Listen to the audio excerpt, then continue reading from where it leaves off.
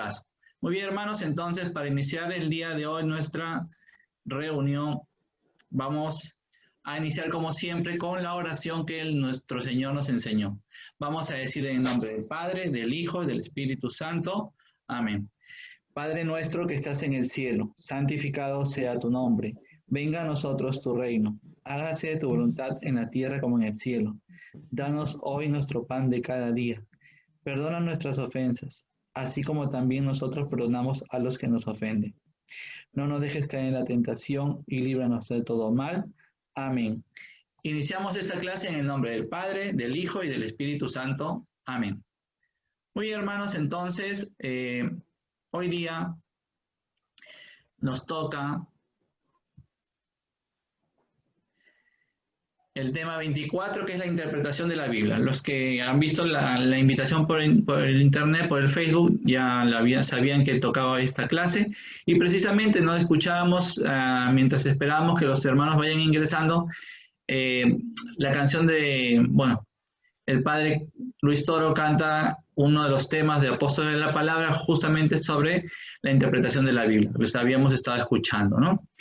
Muy bien, entonces vamos a comenzar.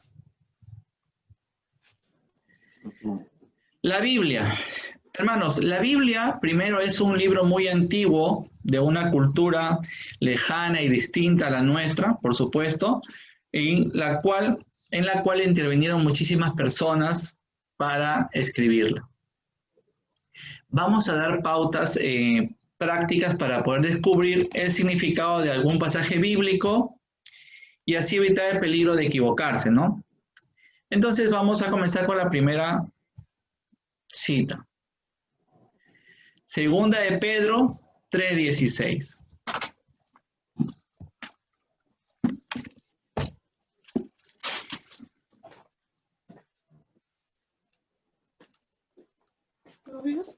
No, nada. Segunda de Pedro 3:16.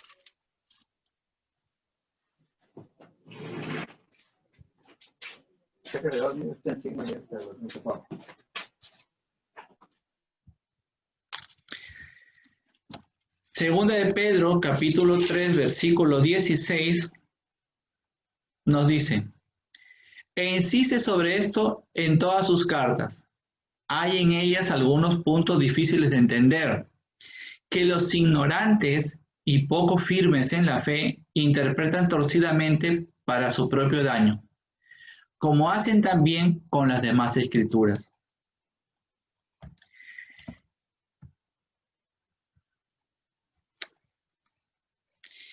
Hermanos, si nosotros revisamos las traducciones bíblicas, vamos a encontrar que básicamente todas dicen lo mismo. Ahí les estoy presentando en la diapositiva la Biblia latinoamericana, ¿no?, que acabo de leer, dice los ignorantes y poco firmes en la fe. La Biblia de Jerusalén, que es otra Biblia católica de estudio, es la Biblia de estudio, ¿sí?, dice los ignorantes y los débiles. La Biblia Reina Valera dice los indoctos e inconstantes. Y la Biblia, la traducción del Nuevo Mundo, que es de los Testigos de Jehová, dice también los indoctos e inconstantes. Entonces, hermanos, vemos cómo la Biblia nos advierte de este problema y lamentablemente vemos que así sucede en la realidad, ¿no? Cualquiera lee la Biblia, ¿sí?, y simplemente interpreta según su entendimiento. Entonces, y la mayoría de personas pues tienen ignorancia en cuestiones bíblicas, ¿sí? Porque ya vamos a ver que la Biblia no se puede leer así nomás, ¿sí? Entonces hay que tener pautas, ¿no?, recomendaciones, hay que hacer mucha investigación en realidad para poder entender la Biblia. Por eso no es solo leerla, sino es estudiar en realidad la Biblia. A veces nuestros hermanos separados dicen, no, yo me sé la Biblia al revés y al derecho, ¿no? Y ahí viene el problema, que la Biblia solo tiene un lado para leerla, no se lee del revés al derecho, ¿no? Ahí es la confusión. Vamos a buscar ahora Hechos, capítulo 8, versículo 31. Hechos de los Apóstoles, capítulo 8, versículo 31.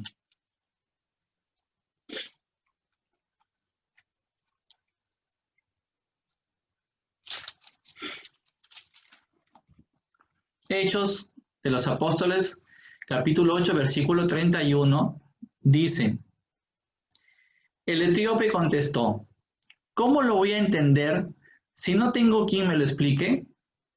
Enseguida invitó a Felipe a que subiera y se sentara a su lado. Entonces, ¿qué vamos a rescatar de esta lectura?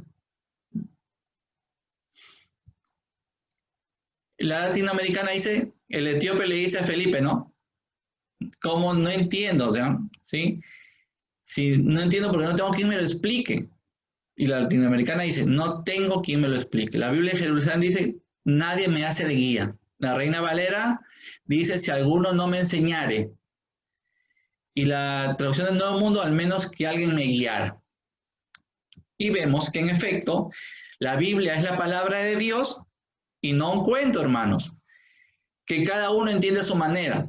No, alguien tiene que guiarte para poder enseñarte la Biblia a leer y a que entiendas la Biblia.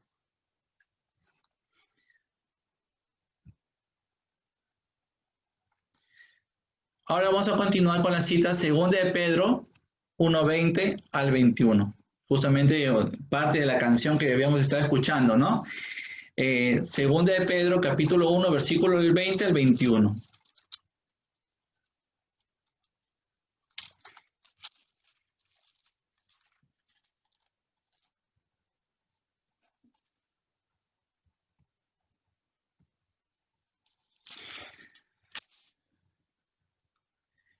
Segundo de Pedro 1, del 20 al 21 dice, sépanlo bien, ninguna profecía de la Escritura puede ser interpretada por cuenta propia, pues ninguna profecía ha venido por iniciativa humana, ¿sí?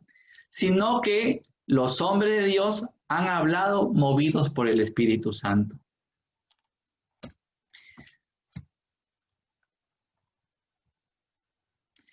Y ahí tenemos las diferentes traducciones, ¿no? La que acabo de leer, la latinoamericana, dice, ninguna profecía de la Escritura puede ser interpretada por cuenta propia. La de Jerusalén dice, ninguna profecía de la Escritura puede interpretarse por cuenta propia. Dice lo mismo, ¿sí?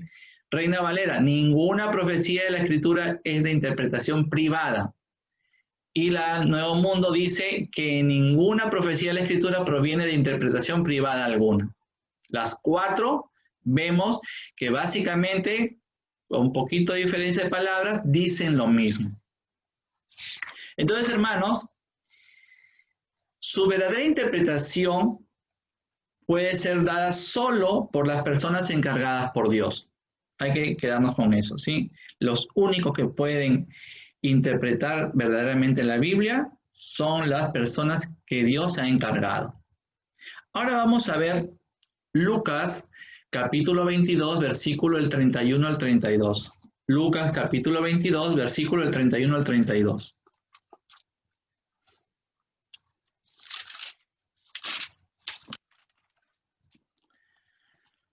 Lucas capítulo 22, versículo del 31 al 32 dice, Simón, Simón, mira que Satanás ha pedido permiso para sacudirlos a ustedes como trigo que se limpia.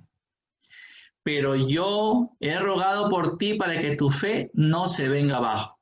Y tú, cuando hayas vuelto, tendrás que fortalecer a tus hermanos. Repito, Simón, Simón, mira que Satanás ha pedido permiso para sacudirlos a ustedes como trigo que se limpia. Pero yo he rogado por ti para que tu fe no se venga abajo. Y tú, cuando hayas vuelto, tendrás que fortalecer a tus hermanos. Y dice pues precisamente, hermanos, dice ahí, muy importante, la palabra fortalecer. Tú cuando hayas vuelto, tendrás que fortalecer a tus hermanos. Y precisamente esa es la misión de Pedro, por supuesto, como primer papa, y de sucesores, los obispos de Roma. ¿Cuál es la misión? Fortalecer. orientar, guiar al rebaño de Cristo, entre otras cosas, interpretando oportunamente la Biblia. Nada de eso de que cada cual puede interpretar la Biblia. No, esa es una invención. Estamos viendo hasta ahorita las citas, dice que nadie puede interpretar la Biblia por cuenta propia. O sea que el que dice por ahí que yo leo la Biblia y puedo interpretarla, así nomás, no está en lo correcto. Es antibíblico lo que está afirmando. Muy bien, entonces ahora vamos a pasar a dar unas pautas generales para leer la Biblia o estudiar la Biblia.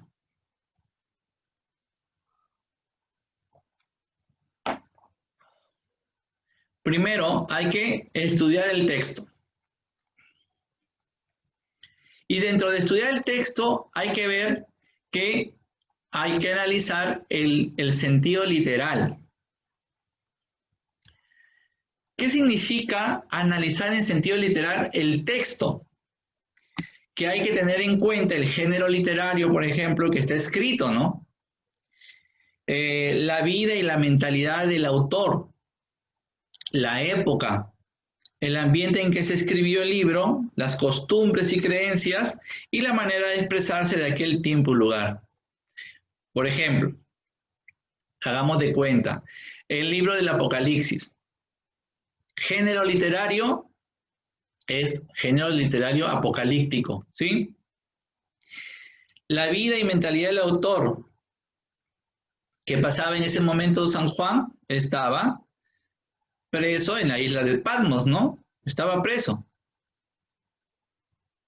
La época, el Imperio Romano dominaba todo eso, Israel había sido conquistado por los romanos y era parte del Imperio Romano. Y el ambiente, por ejemplo, que se escribió el libro, bueno, digamos que había una persecución en ese momento, se perseguía a los cristianos, ¿ya? Las costumbres, había idolatría, ¿no? Por parte de los romanos, de otras personas de otros imperios o de otras nacionalidades de esa época. Ellos tenían varios dioses. Ese era el tipo de costumbres y creencias que tenían, ¿no? Entonces, y también la manera de expresarse, ¿no? Hay una forma de hablar y hay un idioma también. Sí, recordemos que, por ejemplo, la Biblia está escrita, o sea, sus textos originales en hebreo y arameo, es el hebreo antiguo incluso, el arameo que ya es una lengua muerta, y el griego, ¿no? Entonces, esos idiomas tienen una forma, una estructura de hablarse. Entonces, hermanos, eso es analizar el texto, o sea, de lo que nosotros tenemos ahí como texto, hay que hacer un análisis profundo. No es simplemente leer de corrido, ¿no? O a veces, como decimos, de paporreta, ¿no? ¿Sí? Entonces, hay que leer detenidamente, con calma y analizando todo. Entonces, hemos visto primero analizar el texto en sentido literal. Ahora también hay que tener en cuenta el punto 1.2, que es los escritos extrabíblicos. Los escritos extrabíblicos, hermanos, son en realidad fuentes literarias, o sea, libros que tenemos, aparte de la Biblia. Como la Didaché, ¿no? O también denominada Enseñanza de los 12 Apóstoles. Incluso la Didaché se terminó de escribir, se escribió a la par, se puede decir, de los libros de la Biblia, del Nuevo Testamento. Los libros del Nuevo Testamento se terminaron a la par, más o menos, con la Didaché. Y la Iglesia posee miles de documentos de distintas épocas de la Iglesia, desde sus inicios, ¿no? Que incluso no han sido considerados dentro de la Biblia para conformar la Biblia, porque quizás tenían poca enseñanza, ¿sí? Pero hay bastante de historia y entonces ahí también se puede encontrar y tener una base extra bíblica para el estudio. Entonces, hermanos, vemos que el estudio de la Biblia, en realidad,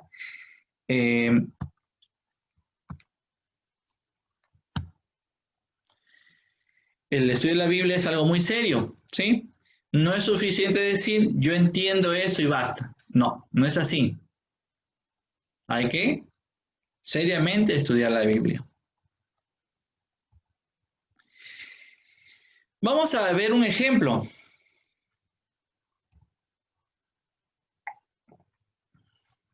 Tenemos este texto, ¿no?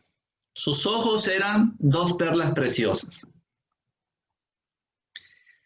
Si es un texto poético, para que vean cómo cambia la situación, si es un texto poético, ¿sí?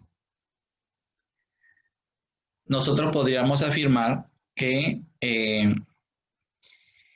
expresan pues el encanto de los ojos del ser amado que produce en la pareja, ¿no?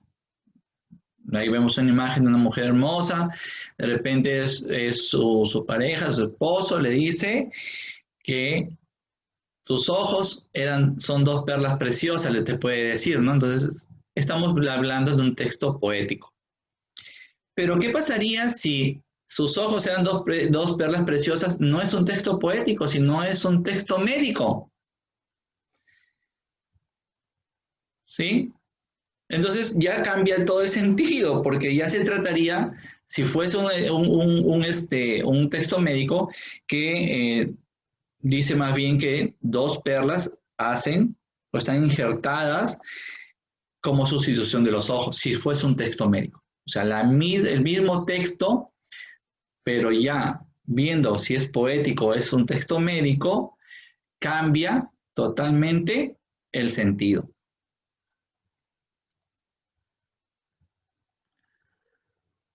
Ahora vamos a ver un ejemplo en la Biblia, ¿sí?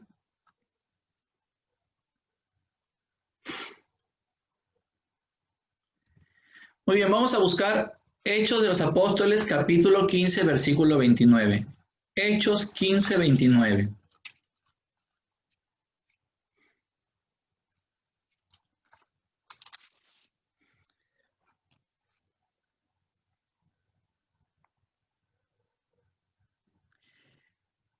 Hechos 15, 29 dice, que no coman carne sacrificada a los ídolos, ni sangre, ni carne de animales sin desangrar, y se abstengan de relaciones sexuales prohibidas. Harán bien si se abstienen de esto, dejándose guiar por el Espíritu Santo a Dios. Bien, entonces,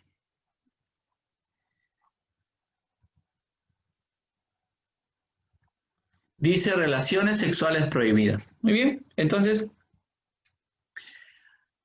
¿ustedes a qué creen? ¿A qué tipo de relaciones sexuales prohibidas se refiere la Biblia? Pueden abrir su micrófono si quieren participar y me dicen la respuesta. ¿Qué entienden ustedes por relaciones sexuales prohibidas ahí en la Biblia? ¿Sí? ¿Alguien que quiera participar?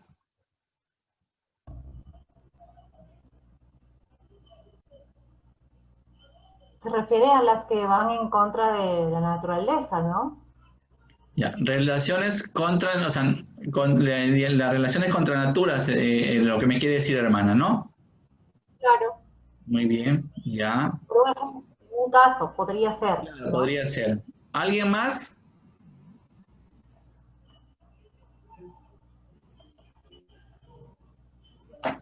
¿Alguien más que quiera ¿Qué participar? relaciones sexuales fuera de lo normal, hermano? Relaciones sexuales Relaciones fuera del matrimonio. fuera del matrimonio. Muy bien. Entonces, pero como nosotros estamos, gracias por sus participaciones, hermanos, pero como nosotros estamos estudiando la Biblia ahorita y estamos poniendo un ejemplo para estudiar el texto, o sea, nos vamos a centrar en el texto. Y ya les había dicho, ¿no? Para estudiar el texto hay que analizar el sentido literal. ¿Y qué les había dicho? Que había que ver el género literario, la vida, mentalidad del autor, ¿no? Tomar en cuenta la época, el ambiente que se escribió, las costumbres, las creencias y todo eso, ¿no? Pero cuando se habla de relaciones sexuales prohibidas aquí, y nos vamos a esa época, nos remontamos a esa época, se habla se refiere a las prácticas paganas de prostitución ejercida en los templos en honor a los dioses. Había en los templos paganos prostitución sagrada, o sea, había prostitutas, tenían relaciones con los hombres en honor a esos dioses. Y a eso es analizando el texto literalmente, en el sentido literal, yendo a la fuente, ¿sí? Entonces, eso es lo que pasaba en esa época, que había prostitución sagrada en los templos de las diferentes religiones politeístas de esa época. ¿Ya? Bien, vamos al siguiente. Éxodo, capítulo 13, versículo 2.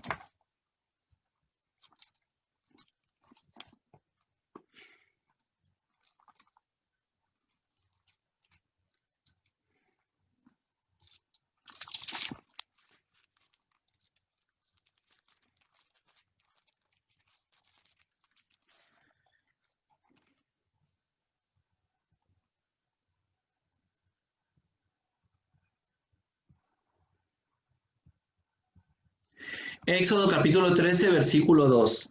Éxodo 13, 2 dice: todos los primogénitos de los hijos de Israel son míos, tanto de hombre como de animales. Entonces, hermanos, aquí Dios nos dice que todos los primogénitos son míos, dice, ¿no?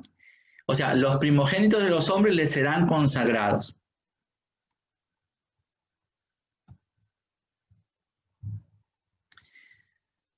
Y esa consagración en esa época, para los de los hombres, ¿sí? Se refería, vamos a ver aquí, en Números, capítulo 18, versículo 15. Números 18, 15.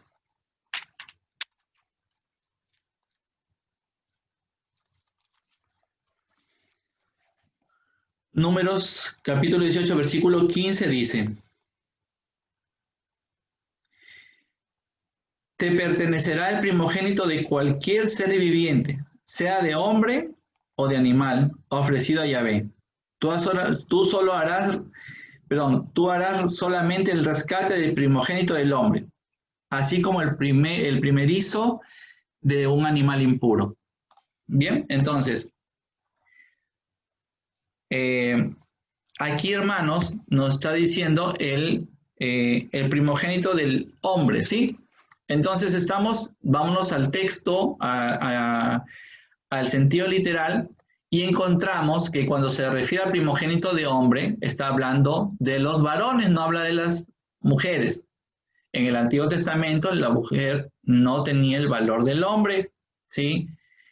La mujer era una propiedad del hombre, ¿sí? Entonces, cuando habla del primogénito, se consagraban solo los hombres. ¿Y mediante qué se consagraban? El primer varón nacido, ¿sí? Y se le hacía la circuncisión, como la imagen que estamos viendo a través del PPT que les estoy compartiendo, ¿sí? Se le hacía la circuncisión. Entonces, eran consagrados. Y ustedes escucharon también que decía que harás el rescate, decía, ¿no? Del primogénito del hombre, ¿sí? Del primer varón nacido, así como del primerizo de un animal impuro. Ahora, mi pregunta, en el sentido literal, para que ustedes me respondan. Miren, dice ahí que rescataba al primogénito del hombre, o sea, y también rescataba al primogénito del animal impuro. Mi pregunta es la siguiente, entonces, ¿pero por qué no rescataba al primogénito del animal puro? Y solo rescata al primogénito del animal impuro. A ver, ¿quién me puede ayudar con la respuesta o qué cree que es la respuesta?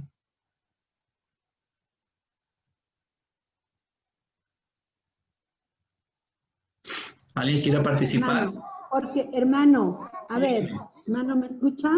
Sí, súbele un poquito su volumen para poder escucharlo, para poder escucharla bien, es decir. Yo creo, a ver, ¿me escucha ahí? Sí, sí.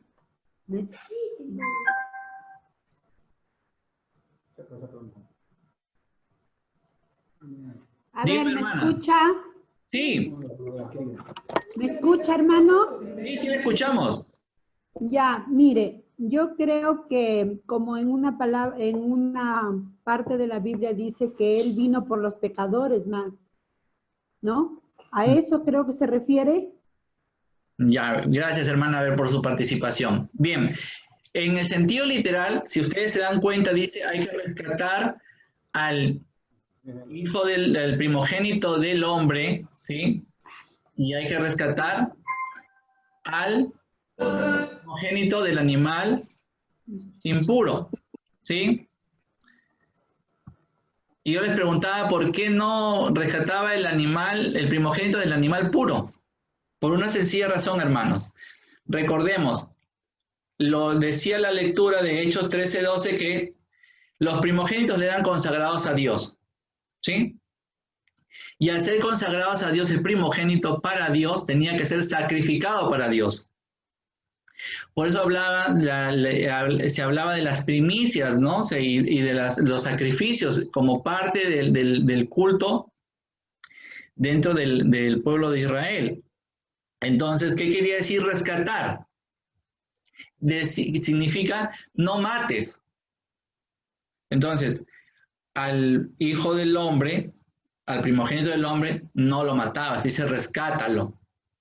¿Sí? Ahora, sabemos que en el Antiguo Testamento había animales impuros, que si uno tocaba al animal impuro o comía al animal impuro, se convertía uno en impuro también. Entonces, como eran impuros, Dios dice, lo rescatas, o sea, no lo mates. Porque, obvio, si yo voy a matar al animal, tengo que entrar en contacto con el animal y me voy a volver impuro. Entonces, esa es la razón, ¿ya? O sea, analizando el sentido literal del texto, ¿ya? Y tenemos que los animales primogénitos sí eran sacrificados, se le llevaban al templo, se lo entregaban al sacerdote y el sacerdote hacía el sacrificio de los primogénitos. Muy bien, entonces continuemos viendo ejemplos en la Biblia de estudiar el texto. Segunda de Samuel 6:23.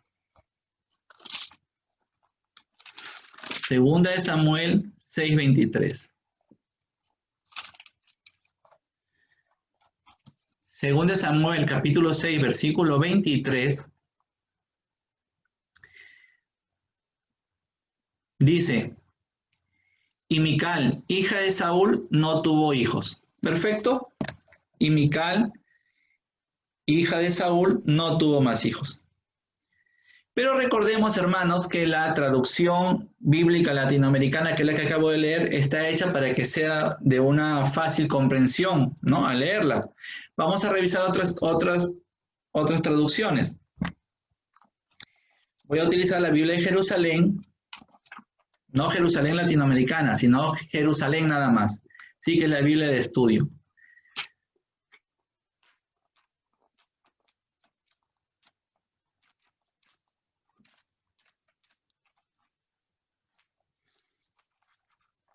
Segundo Samuel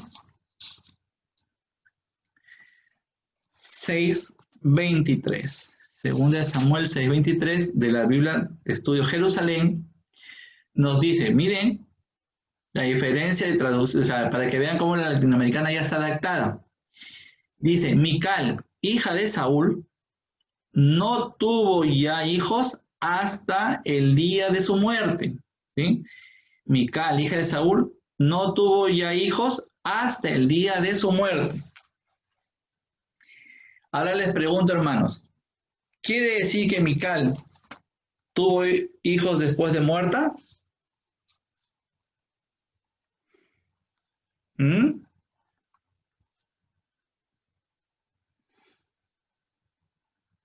¿Puede tener una mujer hijos después de muerta? En este caso, vemos que Mical dice, no tuvo hijos hasta el día de su muerte.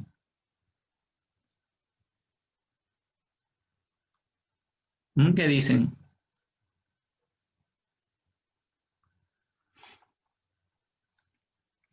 ¿No se animan a responder? Por supuesto que no, hermanos. No tuvo más hijos porque no tuvo hijos porque estaba muerta, es obvio, ¿ya? Y lo mismo dice, por si acaso, la traducción Reina Valera y la traducción del Nuevo Mundo, de lo que utilizan los protestantes, ¿sí? ¿Por qué les saco este texto? Para que vean que en la traducción antiguamente se utilizaba esta expresión hasta que, ¿ya? Recuerden, ¿no? Hay un texto que dice, cuando María dice, no tuvo, María no tuvo relaciones hasta que, ¿sí? Entonces, nuestros hermanos separados, ellos afirman que después de, ¿sí? Sí tuvo relaciones, ¿ya? Y para decir que María no desprestigiara a nuestra Madre María, utilizando eso hasta que. Entonces, en el sentido literal y del idioma, no es esa la función del hasta. No quiere decir que hasta sucedió lo contrario después. Bueno, ahorita estamos aquí en clase virtual, pero este ejemplo yo lo utilizaba en mis clases presenciales, ¿no? Por ejemplo, hasta que terminé mi clase, no hubo terremoto. ¿Sí? Eso quiere decir, no quiere decir que después de terminar mi clase haya habido terremoto.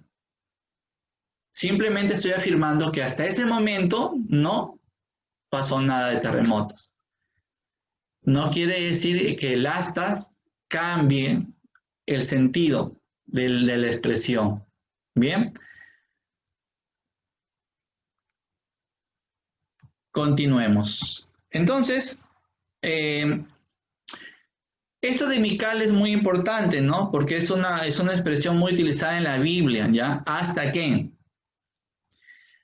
Hay otra parte que dice, siéntate en mi derecha hasta que haga estrado de tus enemigos estrado de tus pies, ¿no? Entonces, hasta.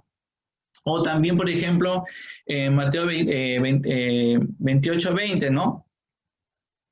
Que dice, yo estoy con ustedes todos los días hasta el fin del mundo. O sea, quiere decir que hasta que yo regrese, ¿no? Entonces, cuando ya regrese, no voy a estar con ustedes. No se puede entender así.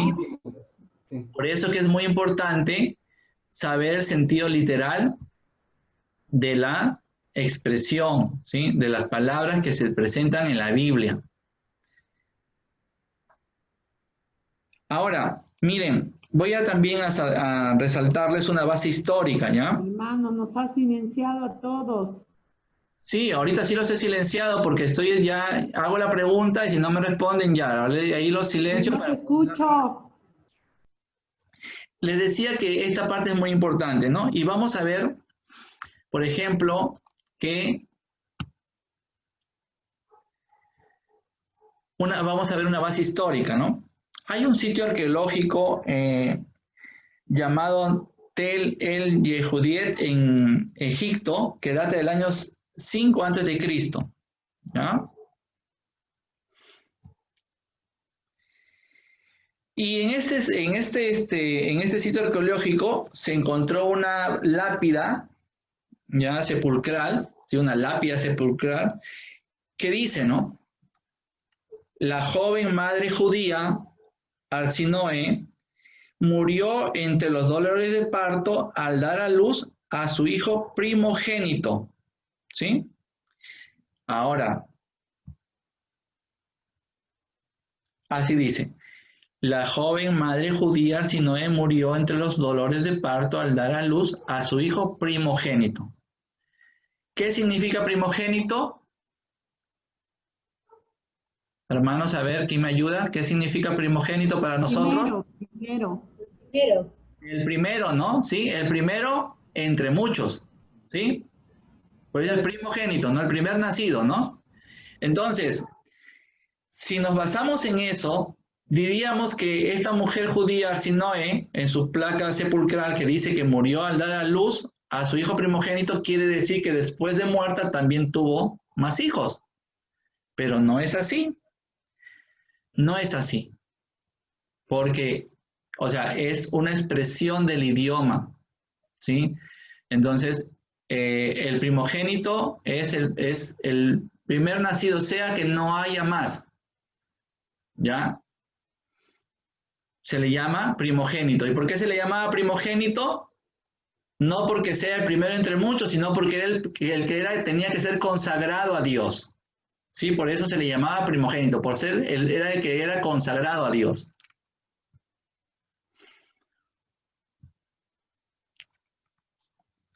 Entonces vemos, hermanos, que es muy importante estudiar el texto, ¿no? Profundizando y no caer en el error al afirmar algo, ¿sí?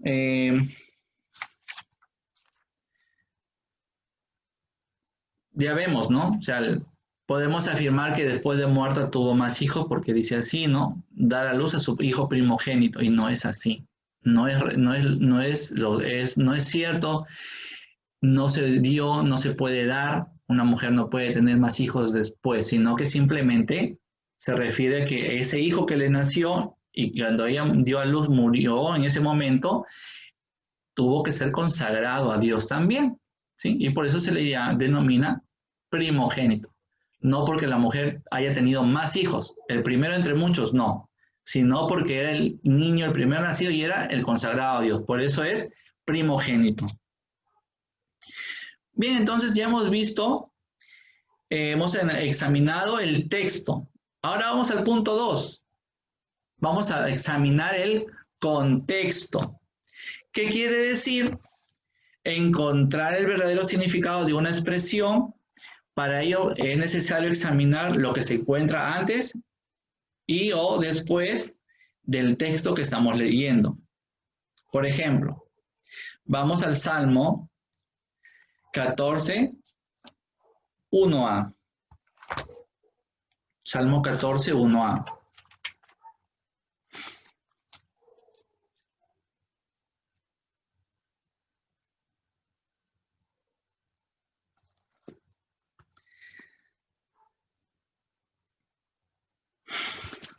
Dice, dijo en su corazón el insensato, mentira, Dios no existe. ¿Sí? Entonces, si yo quisiera sacar de contexto, puedo afirmar que la Biblia dice, que la Biblia afirma que Dios no existe. Pero por supuesto, eso dice la Biblia, pero sacando de contexto. Porque leyéndolo todo, dice, comienza diciendo, el insensato. El insensato dice, Dios no existe. Pero yo puedo afirmar, sacando de contexto el texto, afirmar que la Biblia dice que Dios no existe. Entonces, no podemos leer un pedacito y sacar una conclusión. Tenemos que hacer un análisis y una lectura y un estudio del contexto.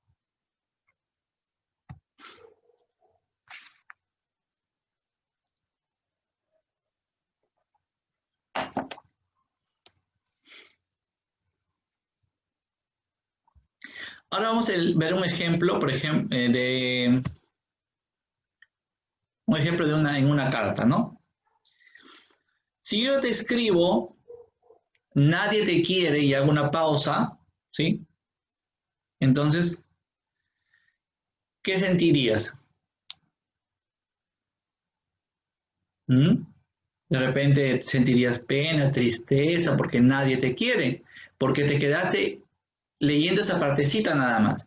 Pero si tú continúas leyendo y dices, nadie te quiere como yo, cambia la cosa, ¿no? Entonces, para que vean con este ejemplo práctico cómo cambia el sentido. Nadie te quiere y nadie te quiere como yo, ¿sí? O sea, todos te quieren, pero yo te quiero más. Y vemos entonces el valor de examinar el contexto. Ahora, vamos a ver ya un ejemplo en la Biblia de examinar el contexto. Vamos a buscar una cita que es Hebreos capítulo 4, versículo 9. Hebreos 4, 9. Que nuestros hermanos la han puesto en rojo porque nuestros hermanos normalmente la sacan de contexto, ¿no? Afirman algo que no dice la cita. Hebreos 4, 9. Hebreos 4, 9, miren lo que nos dicen nuestros hermanos protestantes, los adventistas dicen, ¿no? Bueno, te leen, un descanso sabático, pues, espera todavía al pueblo de Dios. Y ellos dicen, se basan en esta cita para decir que en el Nuevo Testamento se afirma que el pueblo de Dios debe guardar el sábado y no el domingo. Eso es lo que afirman los adventistas. Utilizan esta cita para decirte, no hermano, el día de guardar no es el domingo, es el sábado. Por eso dicen en el Nuevo Testamento en Hebreos 4, 9 que el descanso debe ser el sábado. Pero ahora vamos a ver el contexto y entender lo que nos está diciendo la Biblia. Y vamos a leer ya un pedazo de la Biblia más grande, ¿sí? Vamos a ir desde Hebreos capítulo 7, Hebreos capítulo 3, versículo 7, hasta Hebreos capítulo 4, versículo 11. Desde Hebreos capítulo 3, versículo 7 al capítulo 4, versículo 11. Muy bien, yo lo voy a leer, lo voy a hacer lo más rápido posible porque es un texto un poquito largo. Así que vamos. Dice, escuchemos lo que dice el Espíritu Santo. Ojalá escuchen hoy la voz del Señor. No endurezcan su corazón como ocurrió en el día amargo, el día de la tentación en el desierto, cuando me tentaron sus padres y me pusieron a prueba y vieron mis prodigios durante 40 años. Por eso me cansé de aquella generación y dije, siempre andan extraviados, no han conocido mis caminos. Me enojé y declaré con juramento, no entrarán jamás en mi lugar de descanso. Cuidado, hermanos, que no haya entre ustedes alguien de mal corazón y tan incrédulo para apartarse de Dios vivo, del Dios vivo. Más bien anímense mutuamente cada día mientras dura ese hoy. Que ninguno de ustedes se deje arrastrar por el pecado y llegue a endurecerse. Hemos pasado a ser solidarios de Cristo, pero con tal de que mantengamos hasta el fin nuestra convicción del principio. Fíjese en lo que dice la Escritura. Ojalá escuchen hoy la voz del Señor, no endurezcan su corazón, como ocurrió en el día amargo. ¿Quiénes son esos que, después de haber oído, amargaron a Dios? Todos los que salieron de Egipto gracias a Moisés. ¿Contra quiénes se indignó Dios durante 40 años? Contra los que habían pecado, por lo que perecieron y sus cadáveres quedaron en el desierto. ¿A quiénes juró Dios que no entrarían en su lugar de descanso? A aquellos rebeldes, por supuesto, y vemos que se les prohibió la entrada a causa de su falta de fe. Cuidémonos, pues. Qué lástima que uno de ustedes no aproveche esta oferta de entrar en el descanso de Dios y no lo alcance. Nosotros, igual que ellos, recibimos una buena nueva.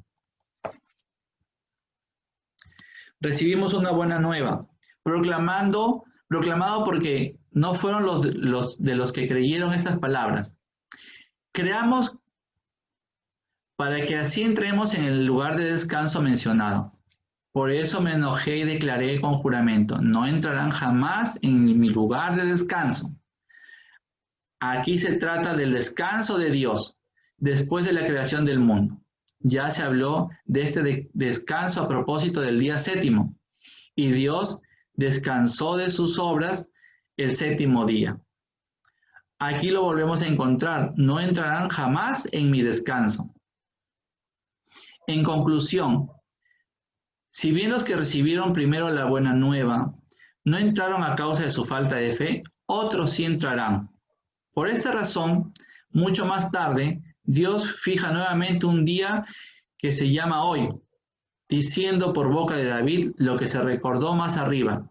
Ojalá hoy escuchen la voz del Señor y no endurezcan su corazón. No creamos que Josué los introdujo en un lugar donde debían descansar. De ser así, Dios no habría indicado posteriormente otro día. Un descanso sabático, pues, espera todavía al pueblo de Dios. Y el que entre en ese descanso, descansará de todos sus trabajos como lo hizo Dios. Esforcémonos, pues, para entrar en su descanso, y que nadie merezca, por su falta de fe, el castigo de que hablamos. Entonces, hermanos, aquí vemos que no se nos habla del día sábado, sino del descanso de Dios de sus obras. Esto se quiere decir de estar en el paraíso nosotros, ¿sí? Nos habla ya del descanso eterno de Dios. Por eso tenemos que nosotros esforzarnos para entrar en ese descanso eterno, tomando parte con Cristo en este descanso. Y fíjense, ¿no? Ya leyendo todo el contexto nos damos cuenta que se habla del descanso eterno, no del día sábado. Incluso,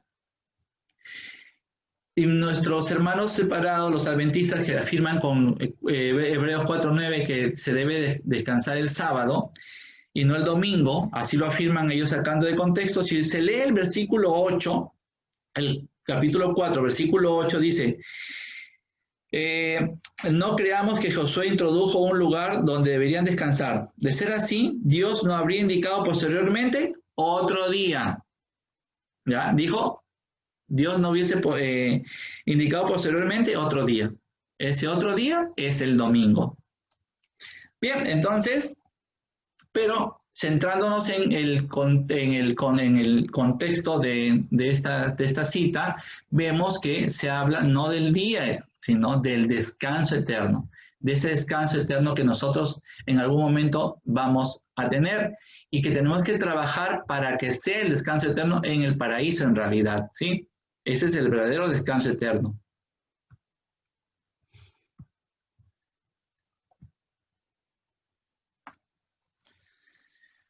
Muy bien, entonces ya hemos analizado el contexto en la Biblia. Ahora vamos a ver el tercer punto, que es que hay que tener en cuenta los textos paralelos.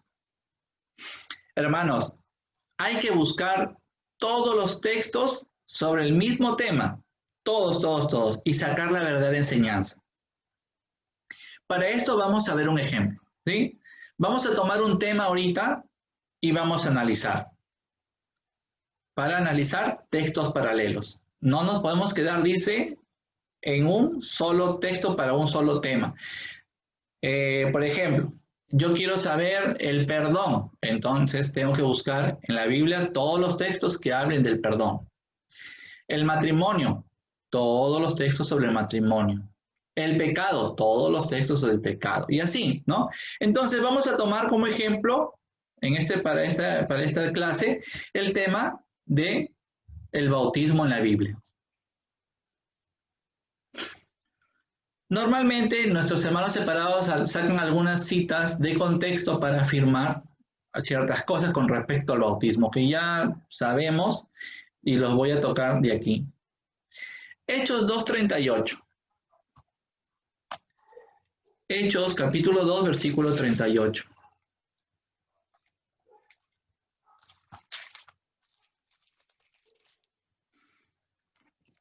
Hechos 2:38 dice, Pedro les contestó, arrepiéntanse y que cada uno se haga bautizar en el nombre de Jesús el Mesías, para que sus pecados sean perdonados. Entonces recibirán el don del Espíritu Santo.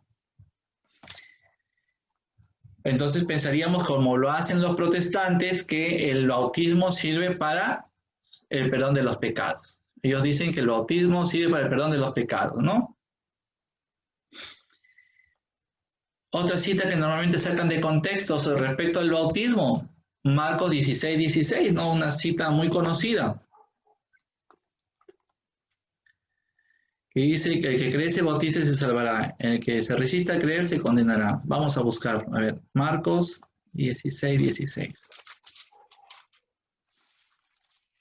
Marcos 16, 16, dice, el que cree y se bautice se salvará. El que se niega a creer será condenado. Repito, ¿no? Marcos 16, 16. El que cree y se bautice se salvará. El que se niega a creer será condenado. Entonces ellos dicen que con esta cita afirman que es indispensable creer, tener fe y que el bautismo es solo para los adultos. ¿Sí? Pues los niños no tienen capacidad de comprender las cosas, no pueden creer, ¿sí? Y que encima los niños no tienen pecado. Entonces, con estas dos citas ya ellos afirman que el bautismo se debe hacer de adulto, ¿sí? Como lo hizo Jesucristo, y no es de niños, solo para adultos porque los niños tienen capacidad de entender para poder creer, tener fe, ¿sí? Vamos a ver entonces, hermanos, si solo nos quedamos con estas dos citas y fuera cierto, entonces sería inútil lo siguiente que vamos a ver. Vamos a Hebreos 4:15.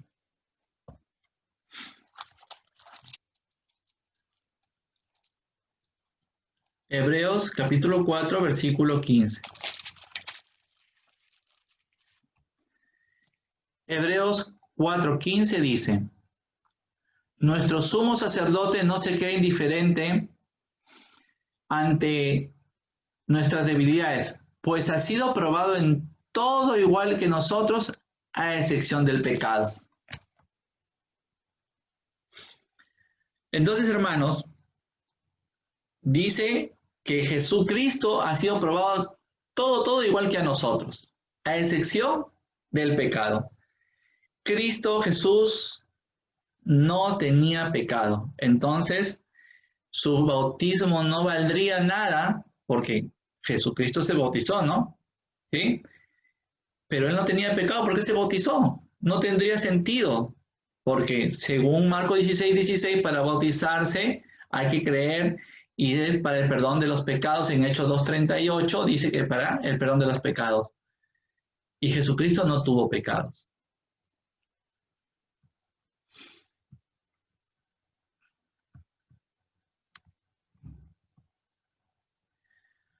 ¿Ya? Continuemos, Hechos 10:47. Hechos 10:47.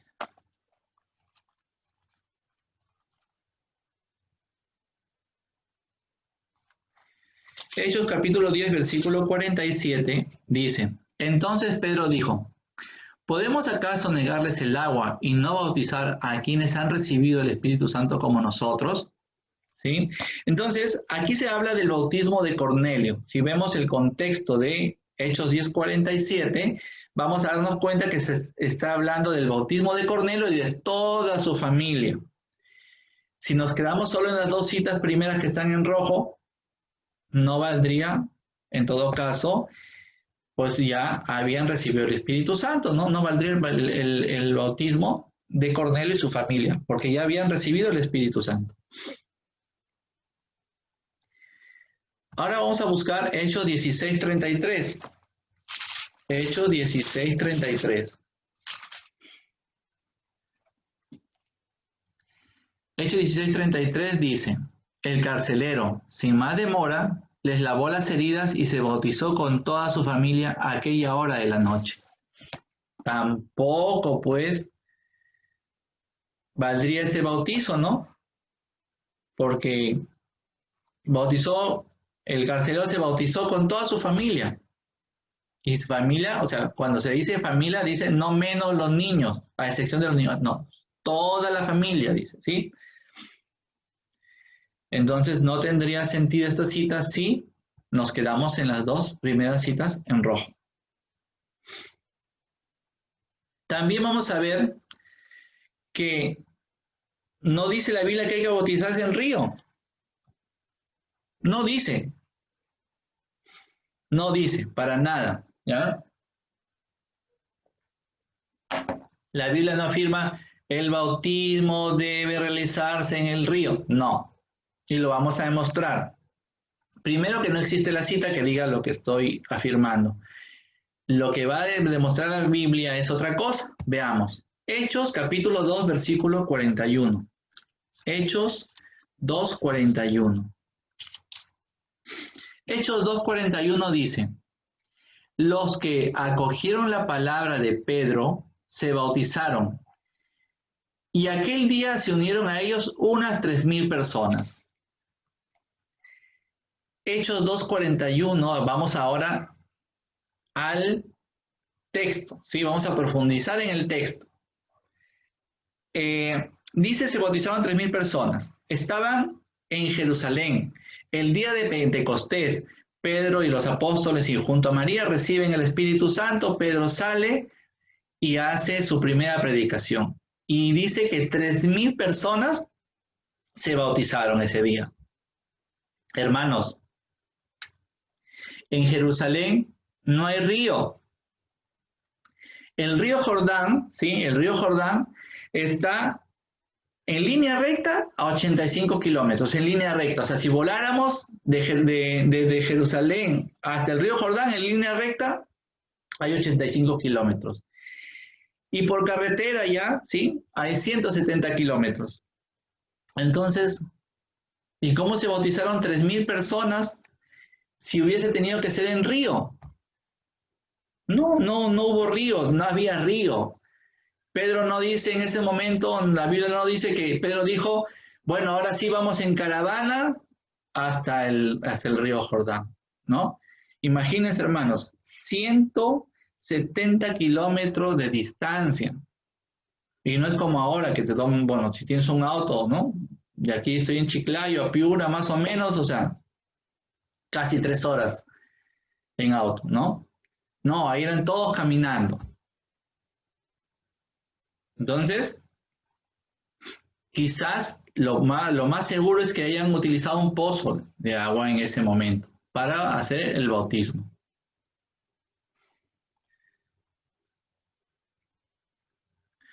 Vamos a ver también, hermanos, continuando con este tema, continuando el ejemplo del bautismo en la Biblia, que no importa la edad, porque nuestros hermanos ya hemos visto en las citas en rojo, dice hay que creer, o sea, los niños tienen capacidad de creer, y los niños, ellos afirman, no tienen pecado. ¿Sí? Entonces, pero vamos a ver que no importa la edad.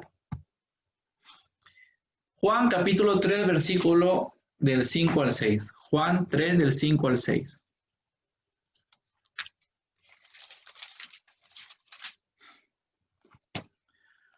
Juan capítulo 3, versículo del 5 al 6 dice: Jesús le contestó, en verdad te digo, el que no renace del agua y del Espíritu no puede entrar en el reino de Dios. San Juan nos dice, hermanos, que debemos nacer 2 veces. No indica la edad. Entonces, el nacimiento en el Espíritu lo debemos hacer lo más rápido posible. Debemos nacer 2 veces, lo que nos dice San Juan. Y vamos a Mateo capítulo 28, versículo del 18 al 19, ¿no? Mateo 28, 18 al 19.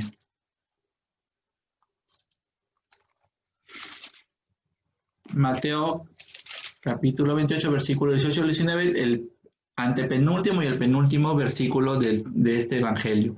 ¿Sí? Dice, Jesús se acercó y les habló así: me ha sido dada toda autoridad en el cielo y en la tierra. Vayan pues y hagan que todos los pueblos sean mis discípulos. Bautícenlos en el nombre del Padre, del Hijo y del Espíritu Santo. ¿Sí? Y bueno, y continúa el 20, ya enséñenles a cumplir todo lo que yo les he encomendado a ustedes. Yo estaré con ustedes todos los días hasta el fin de los tiempos. Bien, entonces, hermanos, San Mateo nos dice que nuestro Señor Jesucristo mandó a bautizar a todos, haciéndolos formar parte de sus discípulos. Muy bien. Entonces,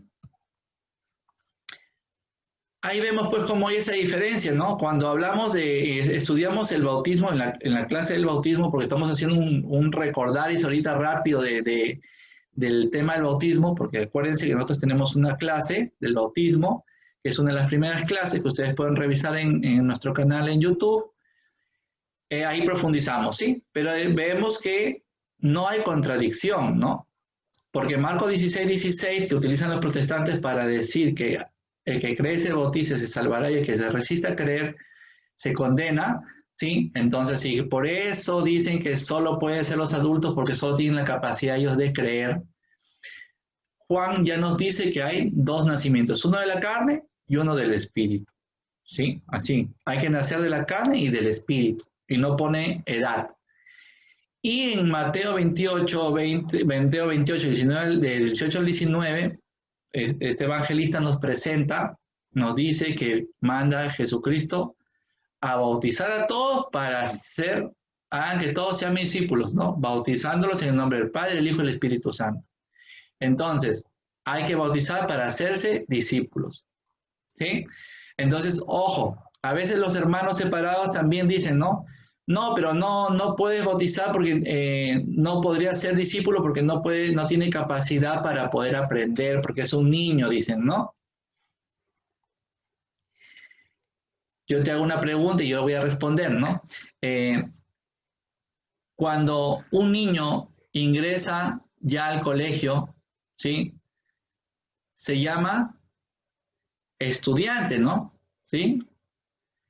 Entonces, todavía no sabe, o sea, va a estudiar, pero ya se le llama estudiante. Lo mismo pasa aquí, se le bautiza y se le hace discípulo, y ahora se le va a enseñar, pero ya eres discípulo de Cristo, ¿sí? Entonces, tienes que bautizar también a los niños para que sean discípulos de Cristo. Entonces, no importa la edad, hay que bautizar. También, en este tema, la Biblia afirma que los niños también son pecadores, porque los protestantes dicen que no, los niños no tienen pecado, ¿no?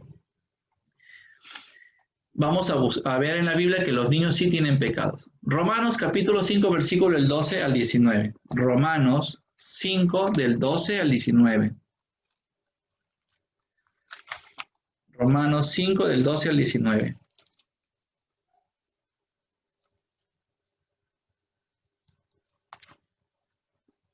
Romanos capítulo 5, el versículo del 12 al 19 dice: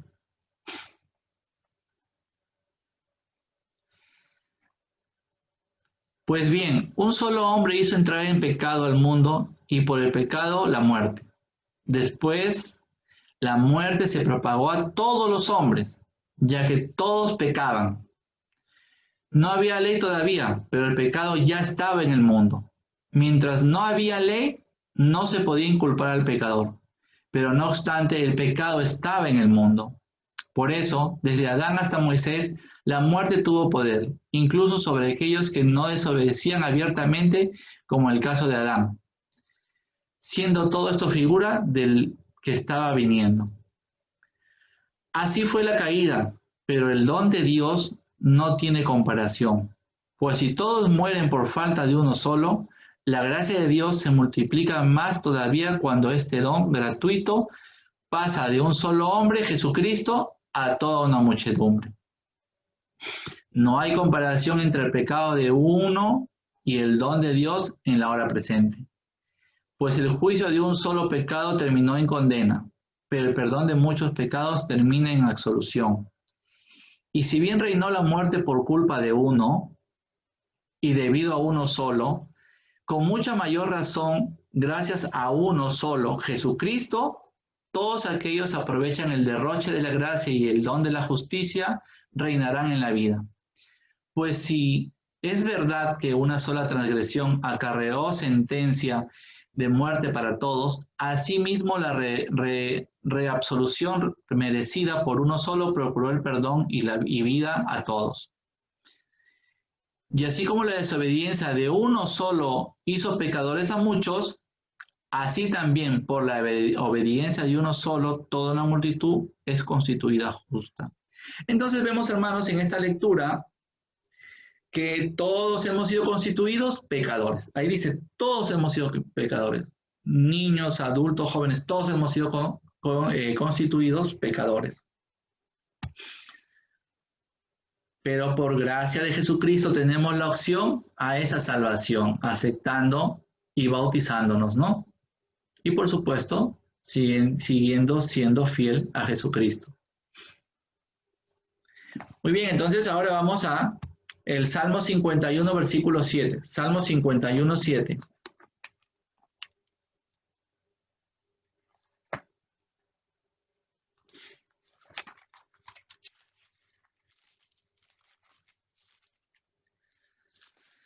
Salmo 51, 7 dice: Tú ves que malo soy de nacimiento, pecador desde el seno de mi madre. Clarísimo, ¿no? Todos somos malos de nacimiento. Pecador desde el seno de mi madre, dice todavía, ¿no? Ahora vamos a Efesios capítulo 2, versículo 3. Efesios 2, 3. Efesios capítulo 2, versículo 3. Dice: de ellos éramos también nosotros, y nos dejamos llevar por las codicias humanas, obedeciendo los deseos y propósitos de la carne, gente reprobada como las demás.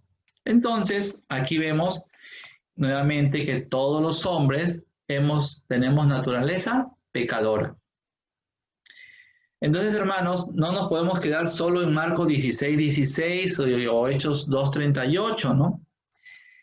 Y pretender establecer con esas dos citas una doctrina distinta a lo que dice el Evangelio, ¿no? Torciéndolo y sembrando confusión entre los cristianos, ¿no? Como nos dice Gálatas 1:7. El bautizo, hermanos, nos sirve para perdonar los pecados, para recibir el Espíritu Santo, para ingresar a la iglesia y ser herederos del reino de Dios. Muy bien, entonces aquí ya vimos un ejemplo de los textos paralelos, ¿sí? Hemos analizado el bautismo. Rápidamente hemos visto prácticamente casi todas las citas del bautismo en la Biblia. Entonces ya podemos tener una idea completa y sacar una enseñanza, que todos nos podemos bautizar. ¿Sí? No hay edad, no es necesario el río y así, pero estudiando todos los textos paralelos. Muy bien, entonces vamos al cuarto punto. El cuarto punto es la analogía de la fe.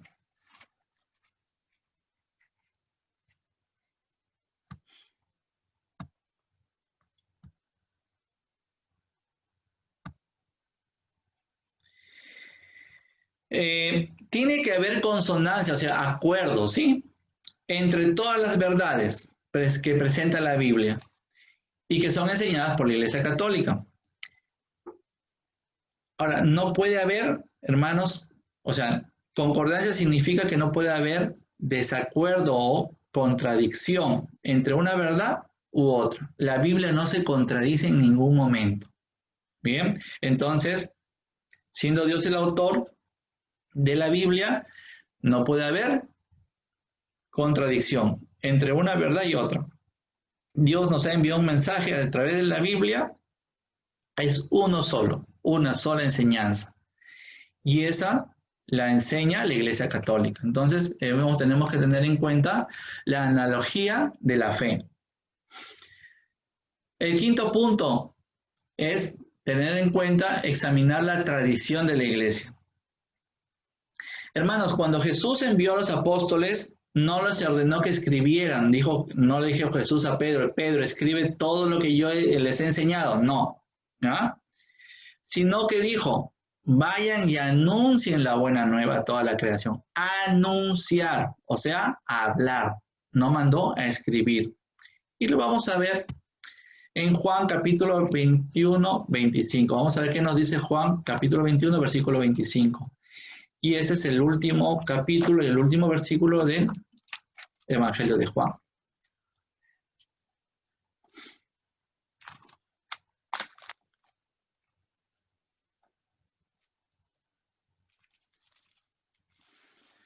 Juan capítulo 21, versículo 25 dice, Jesús hizo también otras muchas cosas, Si se escribieran una por una, creo que no habría lugar en el mundo para tantos libros. Muy bien, entonces, hermanos, la Biblia, ¿sí? La Biblia nos dice que no está todo escrito de lo que hizo y dijo Jesús. Muy bien. Por lo tanto, hermanos, el mensaje transmitido de generación en generación en la iglesia, ¿sí? El proclamado, o sea, el hablado, que es la tradición, es más amplio al que se ha escrito y resulta de mucha utilidad para entender precisamente lo que fue escrito en el Nuevo Testamento.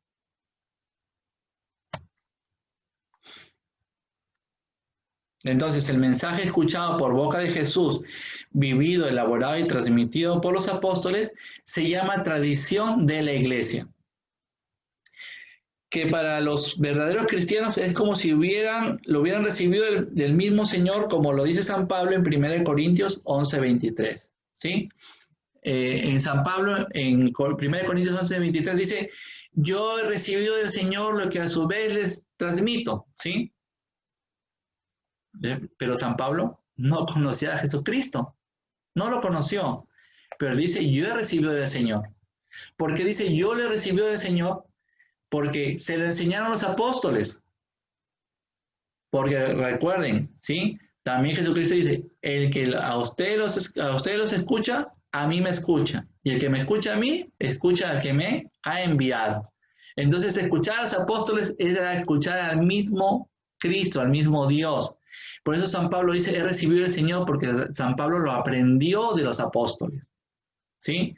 Y por eso él asume la palabra de Dios tal cual. Es como si Dios mismo se lo hubiese dicho. Por eso dice, yo lo recibí de Dios y así yo se los transmito. Entonces, hermanos, ese han sido las 5 pautas para poder tener una interpretación bíblica. Ahora sí entramos a las ruedas de preguntas. Muy bien, entonces ahora sí pueden abrir sus micrófonos y hacer sus preguntas. Pueden, si no pueden, también lo pueden hacer por el chat del grupo y podemos responder. Muy bien, me dan un minutito, voy a servirme un poquito de agua porque tengo la boca seca.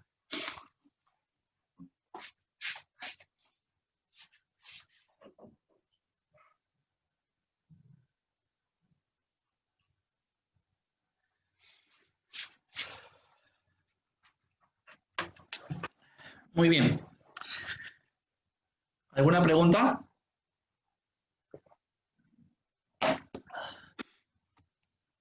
Abran sus micrófonos ahora sí, para que puedan realizar su pregunta. Ya saben, abren su micrófono y hacen su pregunta y lo vuelven a apagar para poder responder. ¿Alguna duda, hermanos?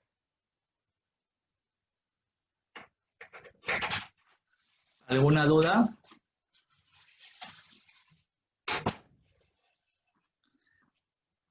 ¿Ninguna? ¿Todo quedó claro?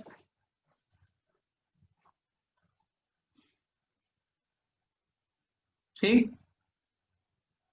Sí, hermano, ha quedado claro. Está muy bonito el tema de hoy. Muchas gracias, hermana. ¿Sí? Entonces, si no ha quedado claro... Gracias, hermano, gracias. A ver, continuamos entonces. Muy bien. Ya quedó. Muy bien, entonces continuamos.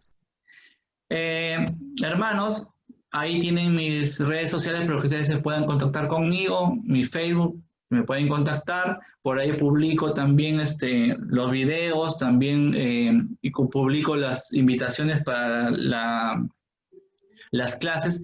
Ustedes pueden de ahí compartir los enlaces para las clases, ¿sí?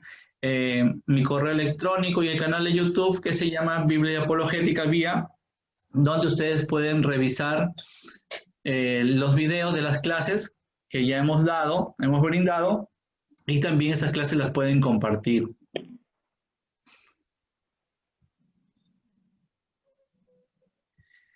Bien, entonces la clase está terminando. El próximo tema, el próximo sábado nos toca el diezmo, ¿sí? Imagínense, qué lindo tema, ¿no? las sectas normalmente, la gran mayoría de sectas cobra el diezmo. Entonces vamos a ver ese tema, que es el tema 25. Bien, hermanos, entonces ya para terminar nuestra clase vamos a regalarle una rosita a nuestra Madre María. Vamos a decir en el nombre del Padre, del Hijo, del Espíritu Santo. Vamos a decir, Dios te salve María, llena de gracia, el Señor es María, llena de gracia, bendita tú eres. Salve María, llena eres de gracia, el Señor es contigo. Bendita eres entre todas las mujeres y bendito es el fruto de tu vientre, Jesús. Nosotros los pecadores, ahora nosotros pecadores, ahora y en la hora de nuestra muerte. Amén.